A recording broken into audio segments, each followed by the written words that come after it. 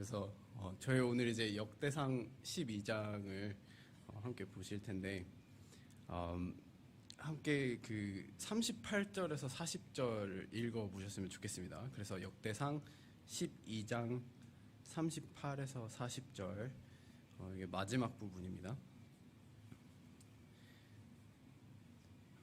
그래서 제가 읽겠습니다. 38절 제가 세 번역으로 읽고 있습니다. 그래서 전투 채비를 한 이 모든 군인이 다윗을 온 이스라엘의 왕으로 추대하려고 충성된 마음으로 헤브론으로 왔다.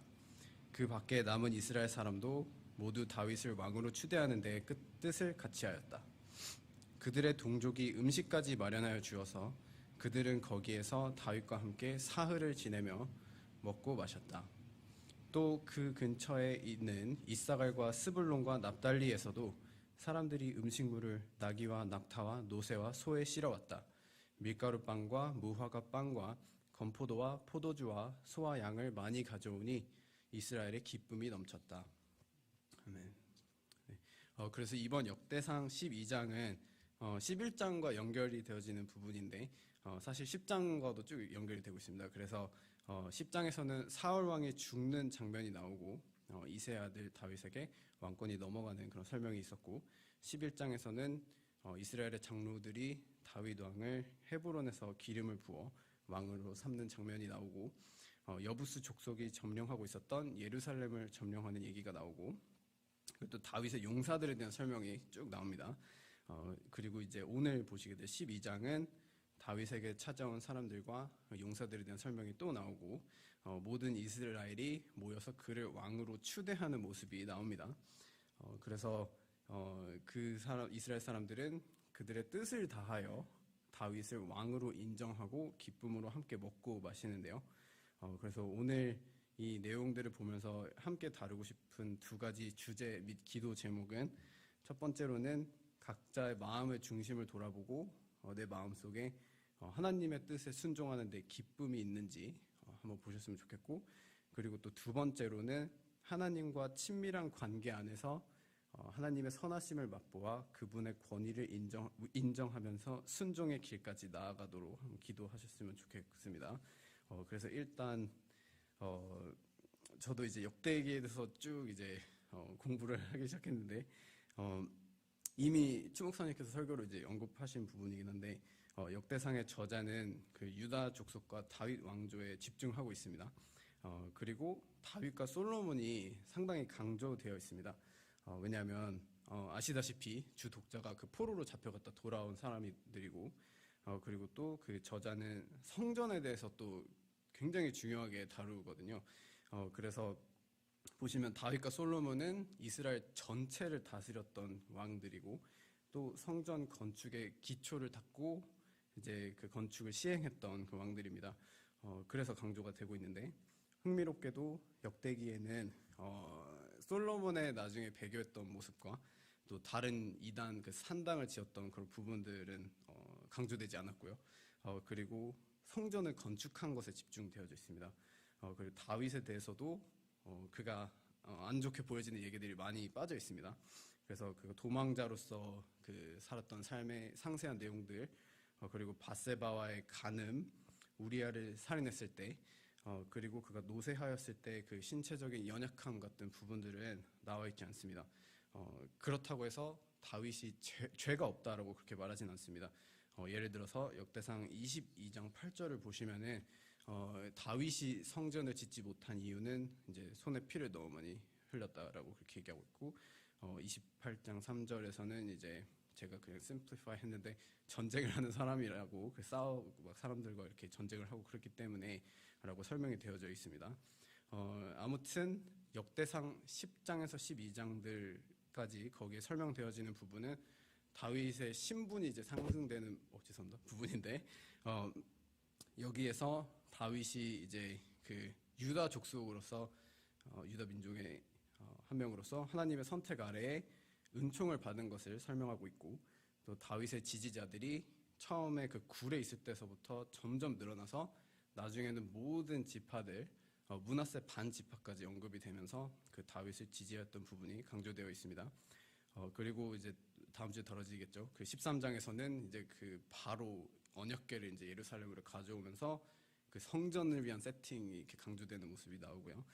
그래서 오늘 이제 역대상 12장을 보실 텐데 제가 크게 이제 두 개로 나눴습니다. 그래서 그 처음 보실 거는 1절에서 23절인데요.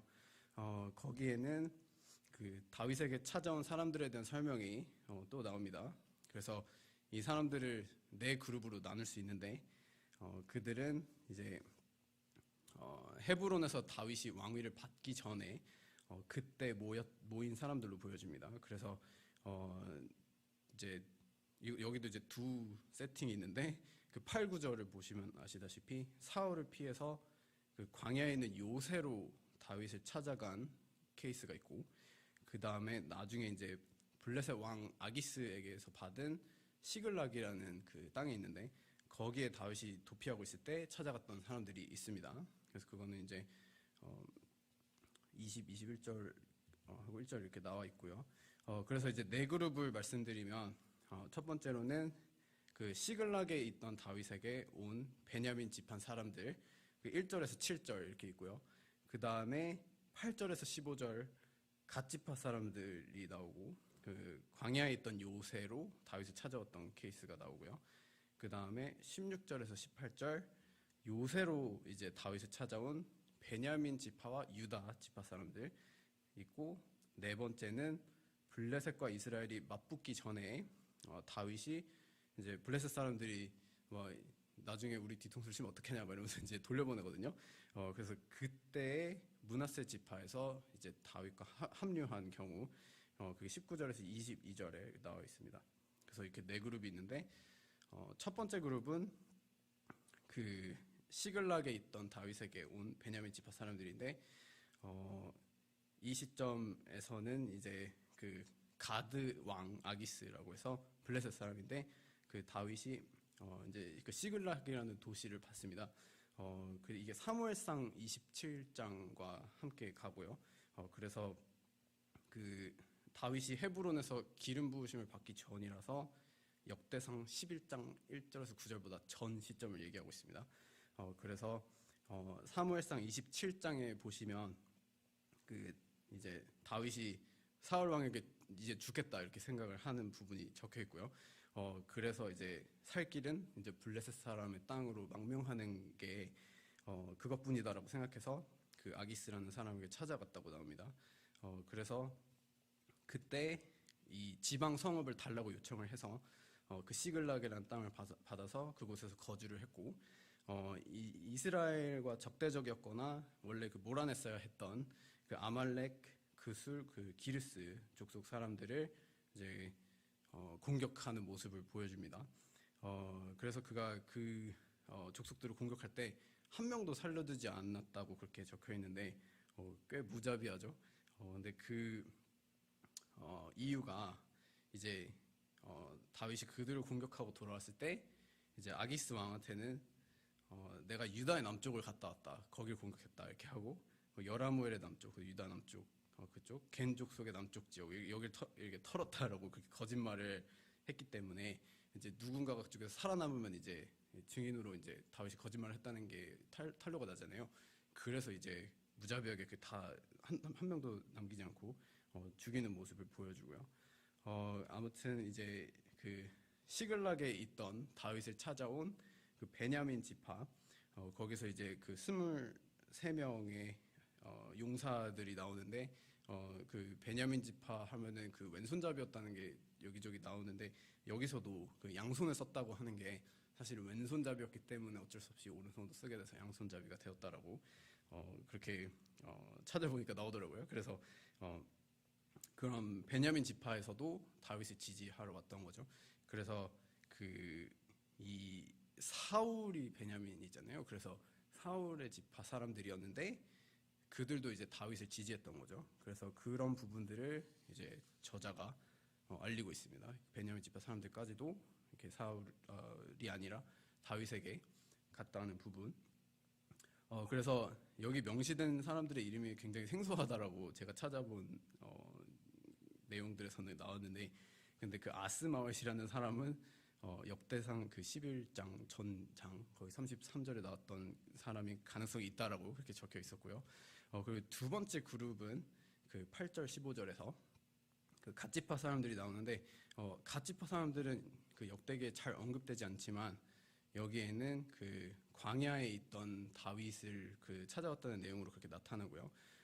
그래서 그 먼 곳에 있던 사람들도 이제 다윗을 찾아왔다는 부분이죠. 그리고 세 번째 그룹은 그 또다시 베냐민 지파 사람들하고 그 이번엔 유다 사람들이 함께 나옵니다.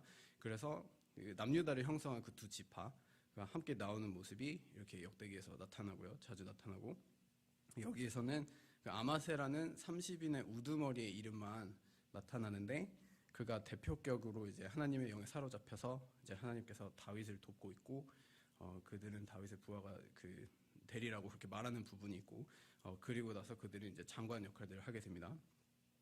그리고 마지막 네 번째 그룹은 이제 그 7명의 므낫세 지파장들이 나오는데 말씀을 다시 드리면 갓 지파하고 므낫세 지파는 그 북쪽에 있어서 꽤 거리가 있는 곳에 위치했기 때문에 그들이 명시된 것이 꽤 의미가 있습니다. 그래서 그 19장에서 나오는 거기에 그 읽으시다 보면은 19절에서 나오는 그 블레셋 사람과 이스라엘의 그 전쟁 사건이 있는데 그거는 이제 사무엘상 29장하고 같이 가고요. 그래서 다윗이 원래는 그 블레셋 사람들과 함께 그 진영에서 이스라엘을 공격하기로 되어 있었는데 다른 블레셋 지휘관들이 이제 다윗을 못 믿겠다. 그래서 이제 거부했기 때문에 그가 시글락으로 돌아간 그 스토리하고 같이 가고 있습니다. 그래서 그때 므낫세 지파가 함께 조인을 했고, 그래서 이 저자가 보면은 사울의 죽음에서 그 중간 과정들은 다 생략하고, 그 다음에 이제 바로 헤브론에서 다윗의 왕의 계승으로 이렇게 넘어가면서 다윗이 하나님의 선택을 받았고 블레셋의 시글락에 있을 때부터 이미 베냐민 지파, 갓 지파, 므낫세 지파, 유다 지파들이 이제 다윗을 그 인정하면서 찾아온 것들을 이렇게 보여주는 거죠. 그게 첫 번째 first half고요. 그 다음에 역대장 12장 후반부는 이제 24절부터인데 끝까지 본격적으로 헤브론에 있는 다윗을 그 왕으로 만들기 위해 찾아온 사람들에 대한 숫자와 지파들에 대한 정보가 나오거든요. 그래서 24절에서 37절에 가장 광범위하게 그 지파들이 명시가 되어 있고 잘 보시면은 이제 모든 지파가 다 나옵니다. 그래서 레위까지 포함해서 나와 있는데 그 원래는 요셉으로 딱 그렇게 써 있는데 지파에서 근데 그 후손이 에브라임과 므낫세가 다 따로 나오고 그 므낫세가 그 이제 갈라져 있잖아요. 동쪽에 요단강 동쪽에 있고 서쪽에 있는데 그 반 지파들까지 다 포함돼서 나옵니다. 그래서 동쪽에 있는 사람들도 다 왔다고. 그래서 그 므낫세 반 지파들까지 함께 세어 보면은 온전하게 이제 그 12지파 원래 요셉이 12인데 이제 에브라임하고 므낫세 돼 있으니까 13이 다 그렇게 나와 있고요. 그래서 28절에 그 레위 지파 설명이 나오는 부분이 있는데 거기에서 그 사독이라는 사람이 나오는데 이 부분에 대해서는 제가 찾아봤을 때 좀 의견이 분분한 거로 나오는데 그 사독이 나중에 그 솔로몬의 제사장으로 나오는 사독일 수도 있다라고 그렇게 가능성을 얘기하고 있고 그리고 이 그 24절부터 그 사람 숫자들이 쭉 나오는데 그 총합 이제 33만 9,600명이었다고 그래서 굉장한 숫자죠. 그런 사람들이 모였다라고 그렇게 적혀 있고 그래서 한 가지 확실한 점은 저자가 이제 그 다윗의 왕위 계승에 대해서 많은 숫자의 이스라엘 사람들 그리고 그 모든 지파가 뜻을 모아서 다윗을 지지했다는 점을 강조하고 있는 겁니다. 그래서 그 왕위를 다윗이 계승한 후에 먼 거리에 있던 오늘 함께 읽으셨던 부분 그 요단강 동쪽의 르우벤, 갓, 므낫세 반지파에서 보낸 음식들과 가까이 있던 이사갈, 스불론과 납달리에서 보낸 음식들을 가지고 그들이 3일 동안 다윗과 함께 지내면서 먹고 마시면서 기뻐했다고 나옵니다. 그래서 그게 12장이고요. 그래서 역대기의 저자가 이제 온 마음을 다해서 그 기쁨으로 하나님의 뜻을 따르는 거를 여기저기 강조를 하는데 그 여기에서는 이제 그 다윗을 왕으로 삼는 부분에서 그렇게 얘기가 되어지는데요. 그래서 그 추목사님께서 설교하신 부분 중에 그 마음의 중심에 대해서 얘기를 하셨던 걸 제가 기억하는데, 그게 이제 역대기에 강조되고 있는데, 그 이스라엘이 율법을 따르는 게 다가 아니고 마음을 다해서 하나님의 뜻에 따르는 것, 그래서 그렇게 순종하는 것이 필요하다는 주제가 있고, 그래서 그 역대기에 이 영어로는 그 with a perfect heart 이러고 with all the heart 이렇게 얘기하는 부분이 있거든요. 근데 그게 역대기에 21번 사용되어졌다고 합니다. 그래서 그 오늘 그 읽으신 38절에 그 한국어로는 이제 with all the heart 이렇게 돼 있잖아요. 근데 그 충성된 마음이라고 해석을 했더라고요. 그래서 예, 그걸 영어로 보시면 이제 with a perfect heart 이렇게 그 모든 군인들이 다 모였다라고 그렇게 써 있습니다. 그래서 이제 그들이 마음을 합해서 그 다윗을 이제 왕으로 추대하는데 뜻을 다했다는 부분이죠. 그래서 이스라엘이 기쁨으로 넘쳤다고 그렇게 묘사가 되어 있습니다. 그래서 억지로 한 게 아니라 마음을 다해서 하나님의 뜻을 따라서 다윗을 왕으로 이제 세웠던 거죠. 그래서 이제 나중에 저희가 기도하는 시간을 가질 때 이런 식으로 한번 생각하셨으면 좋겠는데, 만약에 하나님의 뜻을 따른다고 생각하고 선택하신 것들이 있다면 그러면은 지금 기쁨으로 하고 계시는지, 하나님의 은혜를 충분히 누리고 계시는지 한번 돌아보셨으면 좋겠고, 만약에 그렇지 않다면 이제 내 안에 어떤 감정들이 있는지, 왜 그런 감정이 느껴지는지 한번 거슬러 올라가면서 그 뿌리를 조명해 달라고 한번 요청하시고 고민해 보시는 시간도 가지셨으면 좋겠고요. 나중에 기도하실 때요. 그리고 또 하나 또 다루고 싶었던 부분은 혹시 이렇게 다윗을 집중적으로 다루잖아요. 혹시 이런 궁금증이 생기진 않으시나요? 도대체 다윗이 어땠길래 이렇게 사람들이 다 지지를 했을까? 네, 전 좀 궁금했는데 제가 생각했던 것보다 더 깊은 이유들이 있을지는 모르지만, 저는 그 다윗의 하나님을 향한 굳건한 마음과 그 친밀한 관계에서 나온 그 생각과 행동들이 큰 영향을 끼치지 않았을까 생각합니다. 그래서 다윗은 물론 여러 가지 실수도 하고 죄성을 나타내기도 했지만, 그는 하나님의 기름 부음을 받은 사울 왕이 수십 년 동안 그를 죽이려고 찾아다녀도 그를 대적하지 않는 모습을 보이고, 그를 죽일 수 있는 기회를 얻어도 그 옷자락만 자르고 죽이지 않는 모습을 보이죠. 그래서 다윗은 그 힘과 능력과 기회가 있었는데도 하나님을 경외함으로 그의 기름 부으신 자를 죽이지 않는 선택을 통해서 하나님께 순종하는 모습을 보인 거로 느껴집니다. 그래서 그렇게 다른 사람들과는 구별된 모습을 나타냈기 때문에 아마 이스라엘 모든 사람들이 결국에는 그를 인정하지 않았을까 그런 생각이 드는데, 이제 다른 건 몰라도 그는 항상 하나님께로 돌이켰고 그 관계에서 나온 신뢰와 그 하나님의 권위를 인정하는 그런 모습들 때문에 그가 신뢰할 만한 사람이라는 거를 이스라엘 사람들이 알아차리지 않았을까 그렇게 생각해 봅니다. 그래서 YM에서 있을 때 그 제자 훈련 받을 때 읽게 하는 책이 있는데요.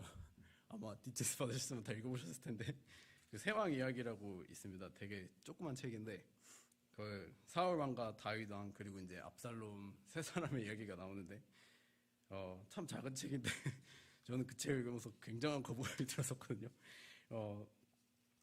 제가 막 굳이 이렇게 막 나누진 않았지만 굉장한 거부감이 들었었는데, 이 다윗이 그런 어떻게 하나님을 경외하면서 막 수십 년 동안 자신을 죽이려고 했던 진짜 미친 것 같은 그런 사울 왕을 죽이지 않는지에 대한 얘기가 그렇게 나오고, 좀 이렇게 막 본인이 약간 일러스트레이트 하거든요. 그래서 스토리처럼 이렇게 풀어 나가는데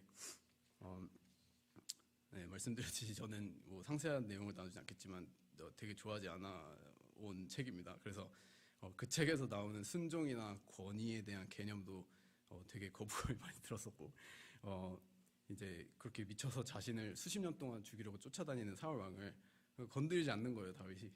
그러면서 이렇게 보여주는 하나님을 향한 신뢰와 순종에 대한 설명이 저는 되게 좀 놀랐었습니다. 되게 안 좋게 놀랐어요. 오, 이게 말이 되나 봐 이러면서. 그래서 아무래도 이제 제가 살아오면서 겪은 그 권위나 순종의 그런 강요에 대한 경험들 때문인지 저는 도무지 다윗이 이해가 안 되고 저는 그렇게 할 수도 없고 그런 상황들이 발생했을 때도 저는 할 수도 없었고 하기도 싫었고 네, 그래서 어떻게 그런 수준의 순종을 할 수 있을까? 제 안에는 그런 하나님의 권위를 그 정도로 인정하지 못하는 모습이 있더라고요. 그래서 하나님을 아버지라고 부르지만 그 정도로 하나님을 신뢰하지 못하는 저를 보게 되었습니다. 그래서 이게 그렇게 그냥 마음속에 그냥 한 곳에 이렇게 묻어져 있었는데 얼마 전에 이제 그 왜 인스타 보다 보면 이제 저는 이제 육아 그런 게 되게 많이 나오거든요. 그래서 어떤 아주머니가 이제 그 나오셔서 이제 얘기를 하시는데 그 부모의 권위에 대해서 얘기를 하시더라고요. 근데 그게 권위적으로 행동하려는 모습에서 권위가 나오는 게 아니고 관계 속 친밀감 안에서 그게 자연스럽게 형성되는 거다라고 그렇게 설명하는 거예요. 그래서 그게 무슨 소리지? 하고 너무 익숙하지 않아서 계속 들었는데 이제 지속적인 관계 안에서 감정을 쏟아내는 게 아니라 그리고 권위적으로 행동하려고 하는 게 아니라 이제 인내와 사랑으로 부모가 이제 계속해서 가르치고 말해주고 이러는 게 굉장히 중요하다라고 하면서 이제 나중에 애가 그 말을 듣고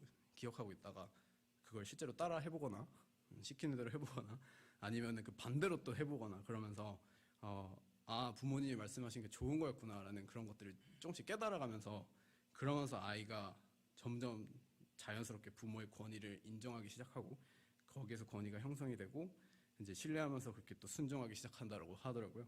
그래서 되게 오랜 시간이 필요한 거고 그 관계라는 게 필요한 거죠. 그래서 제가 그걸 보고 나서 딱 이렇게 생각이 들었는데 그 다윗은 어쩌면 하나님과 그렇게 친밀감이 형성되는 그런 지긋한 시간이 있었던 게 아닌가 그런 생각이 들었습니다. 그래서 사울에게서 오는 그런 지속적인 생명의 위협에도 그는 하나님을 신뢰할 수 있었고 그래서 그 기름 부으신 자 하나님이 기름 부으신 자를 죽이지 않는 선택을 할 수 있지 않았나 싶습니다. 그래서 그런 모습을 보고 이스라엘 사람들이 결국에는 이제 그를 그렇게 인정했을지 모르겠습니다. 그래서 제가 질문을 드리고 싶은 거는 여러분은 어떠신가요? 그래서 하나님 아버지와의 지속적인 관계 안에서 그분의 선하심을 맛보면서 순종의 길까지 나아가고 계신지 궁금합니다. 그래서 저 같은 경우는 이제 요즘이 되면서 조금씩 확실히 인지가 되는 것 같아요. 그래서 하나님이 진짜 선하시구나. 하나님이 이렇게 공급하셨고 이렇게 옆에 있어 주셨고 계속 이렇게 가이드해 주셨고 그런 하나님의 모습들이 점점 인지가 되면서 저 자신을 딱 지켜봤을 때 처음에는 믿음의 발걸음 떼는 게 정말 어려웠는데 이제 시간이 조금씩 지나면서 그 투덜거리긴 하는데 투덜거리긴 하지만 그래도 점점 하나님께서 확실하게 마음을 주시는 것들이 있으면은 컨펌을 받으면서 이제 선택을 그쪽으로 가는 모습을 보게 되거든요. 그래서 네, 만약 여러분은 어떠신지 그 지속적인 관계 안에서 하나님의 선하심을 맛보면서 그 순종의 길까지 그 친밀감 속에서 신뢰가 쌓이면서 순종의 길까지 나아가고 계신지 만약에 그러시다면은 감사한 마음을 가지고 더욱더 하나님의 선하심을 맛보고 싶다고 기도하셨으면 좋겠고 그렇지 않으시다면 하나님과의 지속적인 관계 안에서 친밀감과 신뢰를 쌓아가고 싶다고 제게 은혜로 말씀해 주시고 인도해 달라고 기도하셨으면 좋겠습니다. 그래서 저희가 오늘 함께 기도하셨으면 좋겠는데 일단 다시 말씀드리면 첫 번째로는 각자의 마음의 중심에 대해서 돌아보고 그 역대기를 오늘 보면서 그 마음의 중심에 대해서 나눴잖아요. 그래서 내 마음에 하나님을 섬길 때 자원하는 마음이 있고 정말 그 하나님 안에서 기쁨으로 그 일들을 하는 게 있는지 하나님의 뜻을 따를 때 그런 게 있는지 한번 돌아보셨으면 좋겠고요. 그래서 만약에 그렇지 않다면은 하나님께 성령님께 그 마음속에 자리 잡은 내 감정의 뿌리들을 조명해 주셨으면 좋겠다라고 함께 기도하는 시간을 가졌으면 좋겠고 그리고 또 개인적으로는 그렇고 또 이 교회도 공동체로서 함께 그렇게 하나님의 뜻을 다 같이 온 마음 다해서 나아가는 그런 공동체가 되게 해달라고 함께 기도하셨으면 좋겠고요. 그리고 그 두 번째로는 그 하나님과 친밀한 관계 안에서 그 하나님의 선하심을 맛보면서 그 권위, 하나님의 권위를 인정하면서 그 순종의 길까지 나아가는 것을 가지고 기도하셨으면 좋겠습니다. 그래서 저희 기도 하겠습니다. 그래서 첫 번째 기도 제목, 각자의 마음의 중심에 대해서 돌아보고 하나님의 뜻을 따를 때 기쁨이 있는지 한번 돌아보시고, 그 다음에 하나님 성령님께서 계속해서 마음에 있는 것들을 드러내달라고 기도하시고, 그 다음에 또 교회 공동체를 위해서 함께 기도하시겠습니다. 기도하시겠습니다.